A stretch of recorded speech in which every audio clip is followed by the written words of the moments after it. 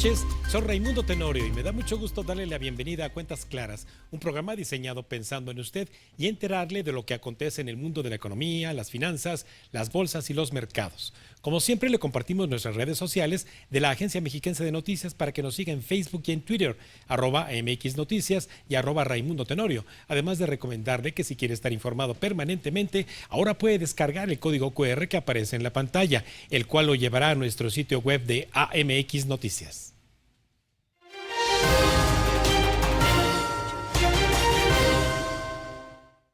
Desde hace 3 semanas, aquí en Cuentas Claras, iniciamos la exploración del informe Nuevas Políticas Públicas contra la Desigualdad.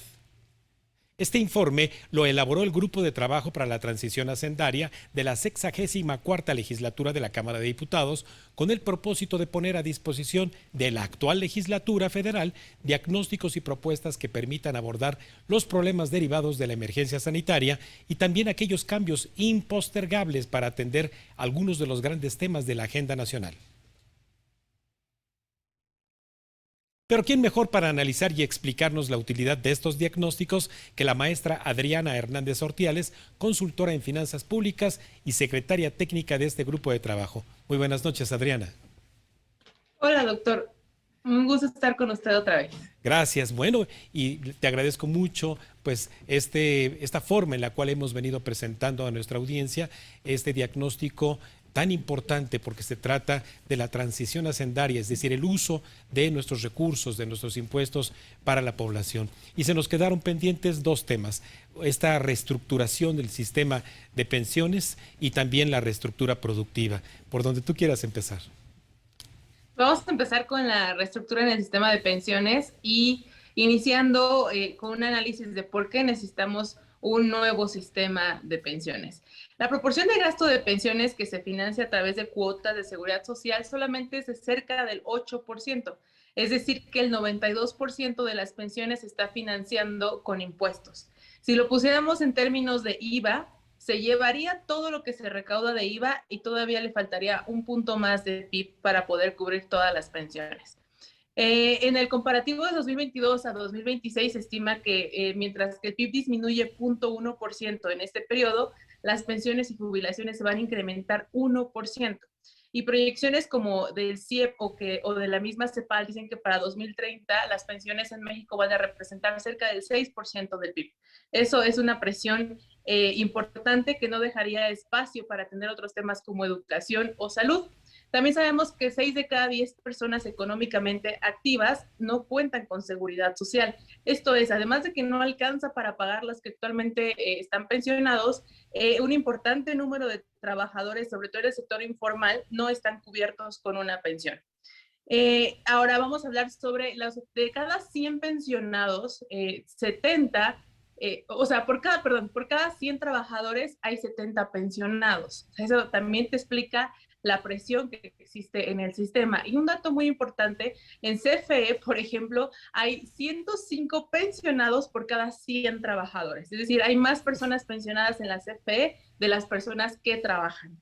Y eso también sería un gran porcentaje de lo que se gasta de manera pública hacia el financiamiento de pensiones de trabajadores en el sector público, los de la CFE. Y otra forma también de analizar la presión que existe en este tema es comparando con la línea de pobreza por ingresos. Las personas, los 5 millones de personas que hoy se están pensionando, cerca del 60% de ellos van a alcanzar una pensión que les alcanza a cubrir al menos la canasta básica o por encima de esta, pero el 40% su pensión no les alcanza para cubrir ni siquiera esta canasta básica que ronda en los 2,200 pesos mensuales, ¿no? Entonces, también hablemos no solo de que no tenemos para financiarla, sino que las pensiones que estamos otorgando mensualmente no le alcanzan a la gente para poder vivir con el mínimo. Ese es el panorama con el que nos encontramos cuando el grupo de trabajo para la transición hacendaria hizo como todo este análisis de por qué necesitamos una reforma en el sistema de pensiones. Y a las propuestas a las que se llegaron en este apartado, sobre todo quien está haciendo las propuestas, pues es Coneval, es el CIEP, es también Movimiento Ciudadano, también la Auditoría Superior de la Federación, y el CEI son los principales actores que están haciendo una propuesta al sistema de pensiones. Número uno, se está proponiendo que exista un instituto autónomo que regule todas las pensiones. Hoy tenemos más de 3,000 esquemas pensionarios, entonces necesitamos un instituto que homologue todos estos sistemas, que establezca las bases, los montos máximos, la edad de retiro que todos deberían de tener, y entonces se homologue un solo sistema integral de pensiones. Esta es la primera propuesta, es generar un ente autónomo que se encargue de las pensiones en México y que administre y que unifique a estos más de 3,000 esquemas que hoy existen. La propuesta de Coneval lo que dice es que hay que establecer una pensión universal mínima de retiro y que ésta se financie a través de impuestos generales y que funcione como uno de los mecanismos para que existan medidas institucionalizadas de largo plazo, es decir, con este ente regulador que se encargue justamente de establecer los montos máximos y las tarifas base para las pensiones. Sí. La propuesta de CIEP no a todos nos va a gustar, pero es una propuesta que estamos analizando en el grupo y justamente es sobre la edad de retiro. Es necesario que la edad de retiro se modifique y que también el tema del ahorro voluntario.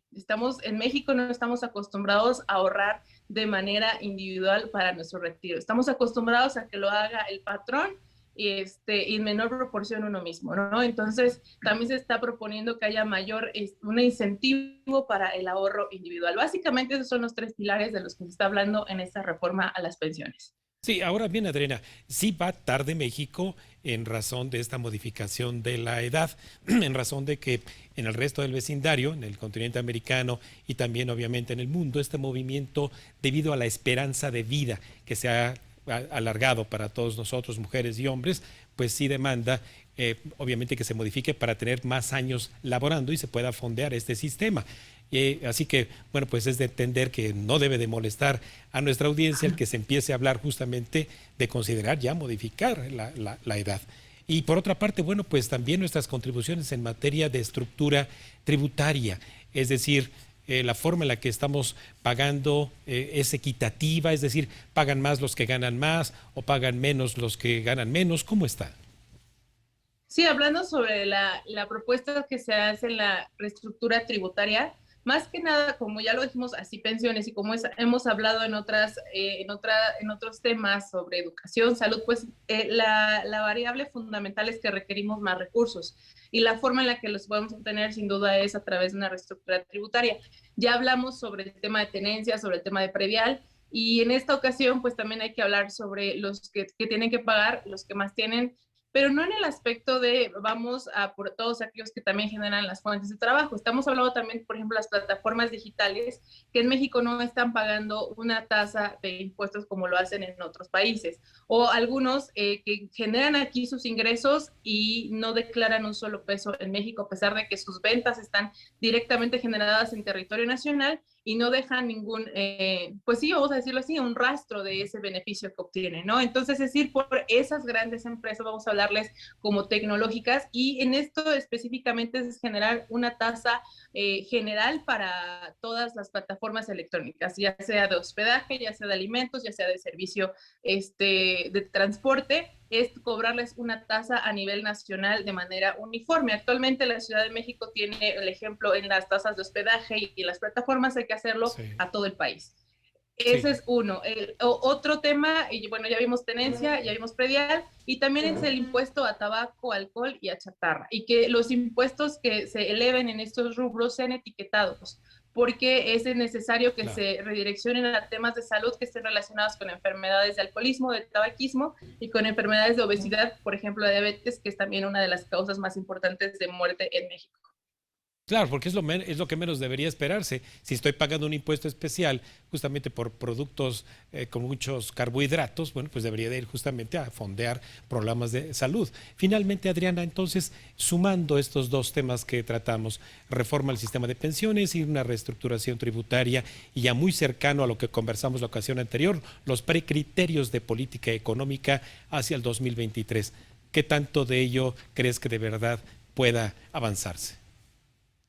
Yo creo que lo que se puede avanzar es en el tema de impuestos locales. Hoy los gobiernos nacionales saben que tienen una presión en sus ingresos por la baja que han tenido en las aportaciones y en las participaciones, y es importante que hagan una reestructura al interior. Yo creo que a nivel nacional vamos a ver mayores avances, y ustedes serán testigos, será en el tema de predial y tenencia, de manera de que tampoco afectemos a las personas, sino que se establezcan impuestos que no sean regresivos. Ya vimos el ejemplo de cómo el refrendo ha ido sustituyendo a la tenencia, y este impuesto se ha hecho regresivo para los contribuyentes. Entonces, el hecho de que digamos vamos a poner tenencia a nivel nacional no significa mayor carga a los contribuyentes, sino al contrario, es un impuesto progresivo y que va directamente al patrimonio. Entonces, donde veremos mayor avance, sin duda, será en el tema local, porque los gobiernos nacionales hoy tienen una presión importante en sus ingresos y son los que están más dispuestos a generar este tipo de políticas en sus estados. Pues ya lo creo, Adriana, y aquí en Cuentas Claras estaremos dándole seguimiento con tu apoyo y tu expertise, porque ha ayudado mucho justamente a poder aterrizar a la gente de a pie todo este bagaje de propuestas que existe, en bien evidentemente de tener mayores recursos que nos puedan ser retornados en bienestar. Muchísimas gracias, mi querida Adriana, como siempre, esta es tu casa. Gracias, doctor. Una buena noche a todos sus televidentes. Hasta luego. Hasta pronto, sí, gracias.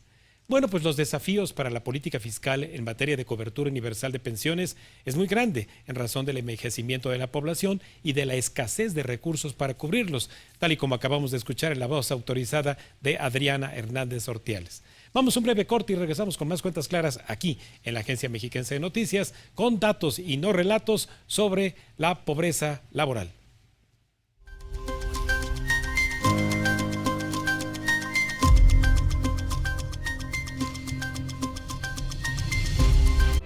Estás viendo Cuentas Claras con Raimundo Tenorio.